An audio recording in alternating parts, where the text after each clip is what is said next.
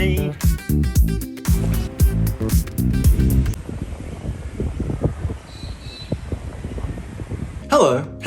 Hello, I'm Swan Dallas, genius, flaneur, and thinker. And today, I'm thinking about this, the Flashback V2. Version 2. A camera that promises the nostalgic, grainy incompetence of a disposable film camera, but without the financial ruin of developing film. It's quite the contradiction. A photographer wanting bad-looking photos? Silly! The Flashback V2 aims to continue the trend of living through nostalgic gadgets. In this case, the disposable film camera, in a misguided attempt to help us forget that life is soul-crushingly difficult. It's somewhat akin to putting on your old school shorts, sitting in a damp shed and eating one of those tiny lunchbox-sized Kit Kats while listening to Ace of Base, if just to briefly trick our brains into thinking that we haven't yet disappointed our parents. Ever since seeing version 1 of the Flashback, I've been enamored by how rancid and terrible the photos look, like they were taken by a drunken ghost in 1998. Think Casper, the friendly ghost. And much like Casper, the photos of the Flashback V1 had all the telltale signs of disposable film photography. Blurriness, aberrations, and that black vignetting on the edges. So naturally, when its successor, the Flashback V2 was announced, I placed a pre-order, wanting in on this nostalgic buffet. However, much akin to an inexperienced athlete's first day in the gym, I was crushed by the heaviest of weights, the weight of disappointment. As a disclosure, we will not be examining this device under the Guantanamo-esque light of interrogation as other tech reviewers might. There will be no examination of specifications, as I prefer to review a device based on the experience that one gets out of the box. Whether the device uses a Snapdragon processor or a snapping turtle is as relevant to me as the tensile strength of a frying pan's handle. The frying pan will cook a chicken breast. However, the real question is, will it be grilled appropriately? Their website said specifically it would ship November 27th, but the tracking shows that the shipping label was created December 1st, and then picked up by the shipping partner on December 3rd. As a scholar, I am one to adhere to the notion that words have meanings, and I'll encourage you to explore the passages of the Oxford English Dictionary for the definition of the word lie. Or perhaps misled. Any synonyms? When my V2 finally arrived, I opened the box, ready to capture the gritty realism of my undeniably interesting life. I pictured the upcoming galas and soirees that would find me accompanied by my date, the Flashback V2, arm in arm, delighting my friends and drawing the envy of my foes. Let's take a brief moment though to explain what you can already deduce using your eyes. The hardware of this camera is impeccable. I like looking at it. It's fun. A lot of fun. As a piece of pure industrial design and engineering aesthetics, the brief was clearly met. Create a near-perfect disposable camera facsimile. The Flashback team nailed it, fulfilling the requirements with the flawless obedience of a very meticulous public sector accountant. Full marks! A+. If you've ever handled a disposable film camera at your weird friend's wedding where they handed out disposable cameras because they thought it would be a bit of fun in an attempt to imbue their hollow and already failing relationship with a false sense of meaning, then you'll be delighted to know that the Flashback V2 will feel incredibly familiar. It has the windy thingy, which is just adorable. It has the little crappy screen, which tells you how many photos you have left on the reel. It's just a delight. The only physical concession to the modern age and indicator that this might not be an actual disposable camera is the USB-C port on the side, winking at you with the cold hard cynicism of the 21st century. It's a joy to pick up. And pick it up, I did. I downloaded their application to my phone, and with a click of the clicky wheel, my Flashback V2 appeared within the app. I felt a delight to know that my phone and new camera were comfortably conversing in a complex dialogue I wouldn't even pretend to understand. All was off to a cracking start. How exciting! I began to snap a few test photos of whatever lay around the house. A perfectly manicured houseplant, a can of Pepsi, and a not yet fully ripe but I might chance it later banana. It was when I went to transfer these works of art from my Flashback V2 to my phone that I was met with an error. Oh no! Where moments ago my camera and phone were in a deep and meaningful conversation, they were now engaged in a cold and silent war. For some clarity, there are 3 ways to connect your phone to the Flashback V2. A direct USB-C to USB-C connection, local hotspot using Wi-Fi from your phone, and then local Wi-Fi using the Wi-Fi in your home. 1, 2, 3 options. And precisely 0 of them worked. Well, at least for me. I had effectively purchased a near brick. I contacted support, only to be met with the advice of being asked to ensure that I wasn't using my home's guest Wi-Fi, and to also make sure that the app was updated to the latest version. But I was on the latest version. It's like telling a man whose car is on fire to try checking the oil. This was a problem. And while there's few problems I can't solve, this issue was one that was handled with a lack of transparency. No emails were sent to all V2 owners notifying them that they were aware of the issue. There were no cutesy stories posted on Instagram. It was near radio silence. I sent an email to Flashback's support team documenting the issue, and while I patiently awaited their reply, I took initiative. I picked up my digital machete and began to cleave away at the bamboo and odd branches of the internet. Reddit, Discord. It was in these dark recesses that I found others with similar complaints. Unfortunately, someone who appeared to be a Flashback employee acknowledged that there was a bug causing an issue where wireless transfers were effectively broken. You see, I was doing all this on my main phone of the Google Pixel 9 Fold, a glass taco that's admittedly one of the weirder of the weird phones available on the market today. Given that the Pixel Fold is an oddity, I can be forgiving, but I also tested it on an iPhone 12 Pro Max. If you're not familiar, the iPhone is the Honda Civic of smartphones. As a note, I was informed later down the line that the USB-C transfer on iPhone was actually rock solid, and I was using a third-party USB-C to Lightning cable like a buffoon. My bad. You should use the cable that comes in the box. It comes with a cable in the box. Without no real announcement beyond some posts buried away on Reddit and their Discord, Flashback released a patch within an app update, allowing for safe wireless passage of my photos from the camera to my phone. Terrific! And kudos to the developer who appeared to stay up past midnight to achieve that. With this trauma finally behind me, I was now ready to satisfy my nostalgic yearnings. My expectations for what these photos were to look like were set by the V1. Version 1. For these were the photos that were used in promotional materials. The V1 photos looked crap, blurry, vignetted, beautifully terrible. I love them, and it's the primary reason I purchased the V2. But the V2 photos...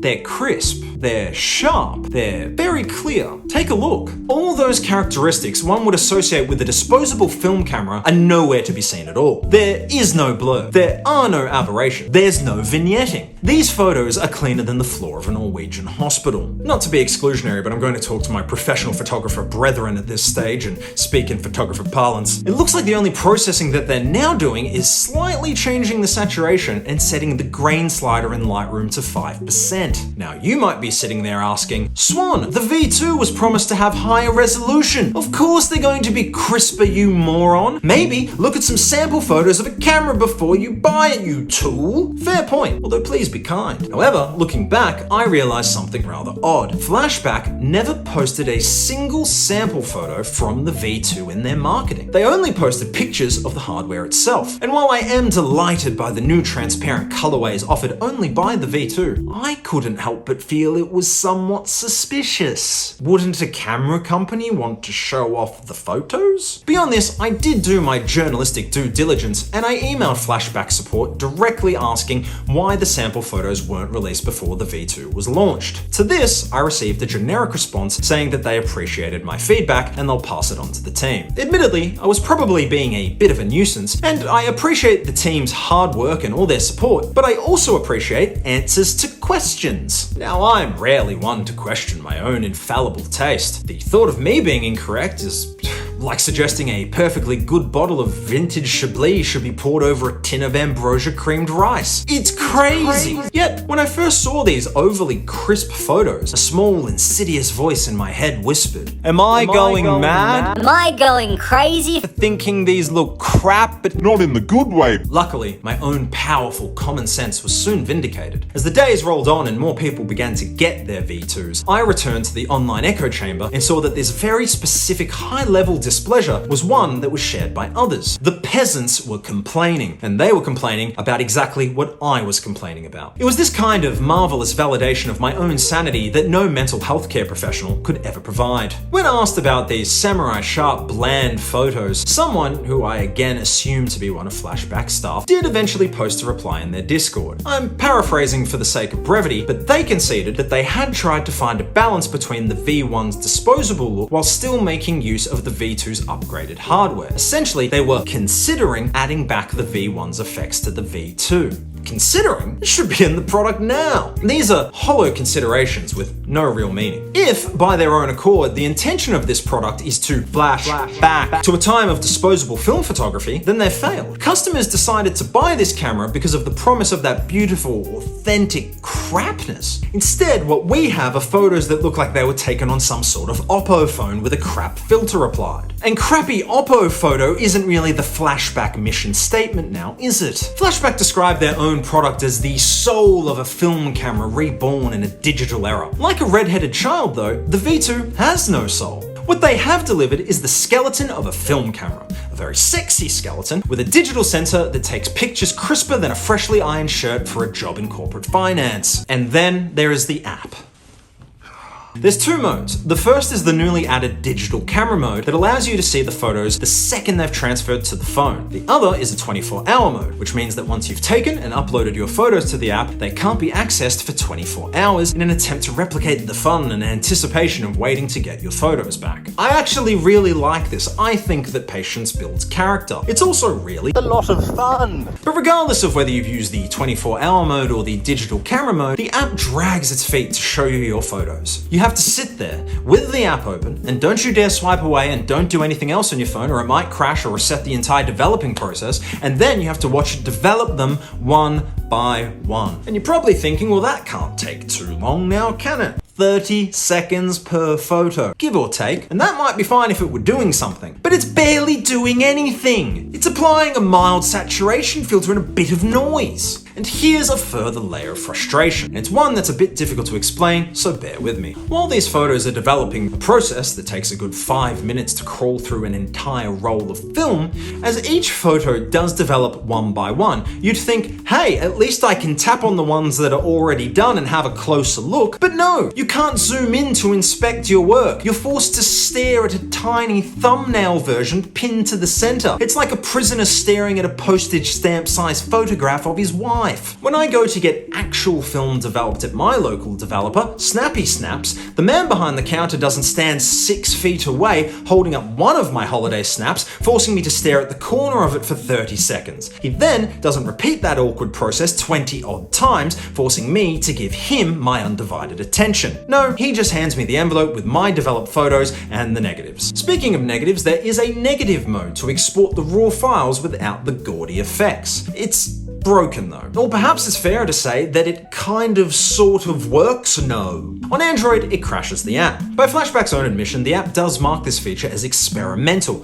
It's in a beta. As it is a beta feature, my expectations are appropriately aligned. And like that ex-girlfriend who I wasn't quite into that much anyway who dumped me, I was fine to be a little let down. The conclusion.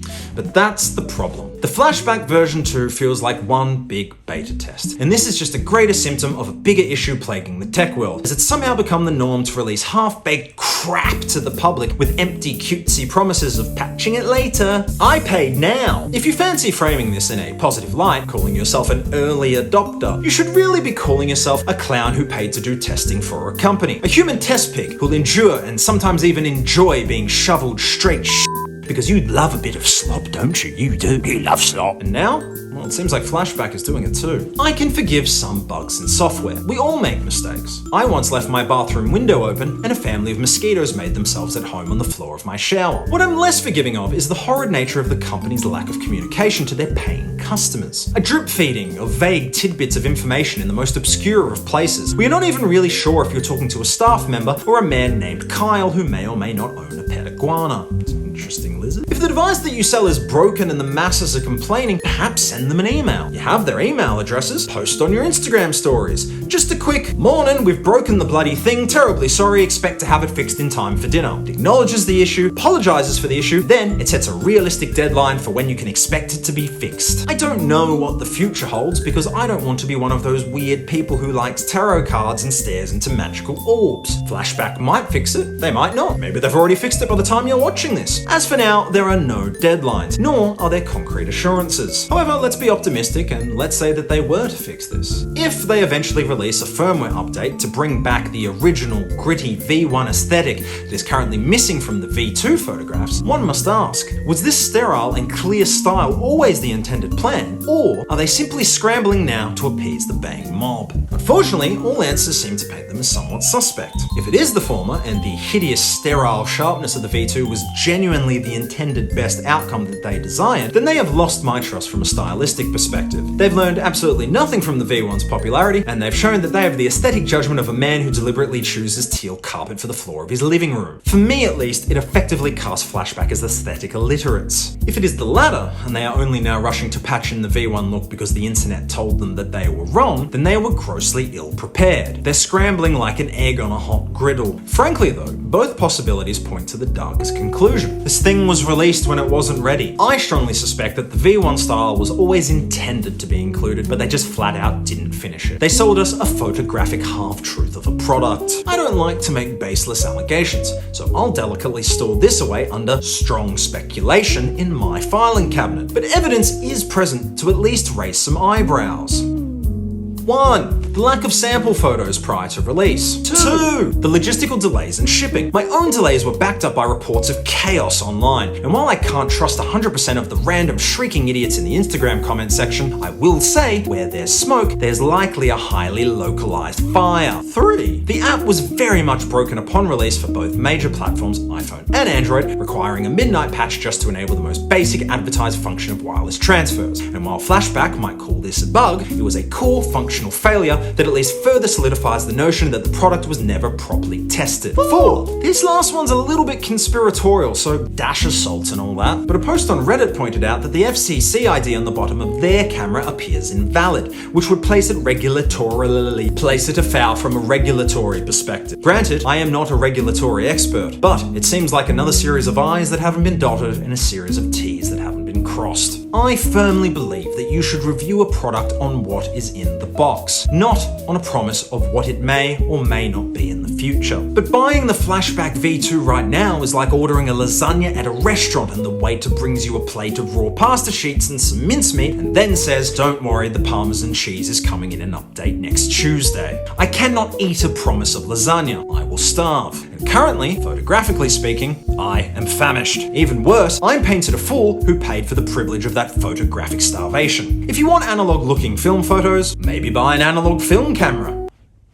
Just an idea. However, if you like that digital approach, I suggest downloading one of the many apps for your phone that offers the emulation of that experience. However, if you are a tactile person, one who is titillated by the ideas of a digital detox, and you love the idea of reducing your screen time because you think it will make you a better you, and you want the physical ceremony, the sheer experience of winding that little thumb wheel back, taking the photo, and feeling momentarily detached from the modern world, well, the Flashback does the clicky wheel thing very well.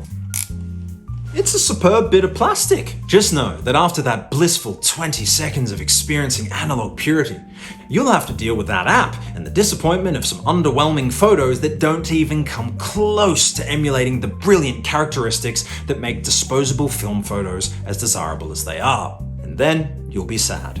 Do you want to be sad? I'm Swan Dallas.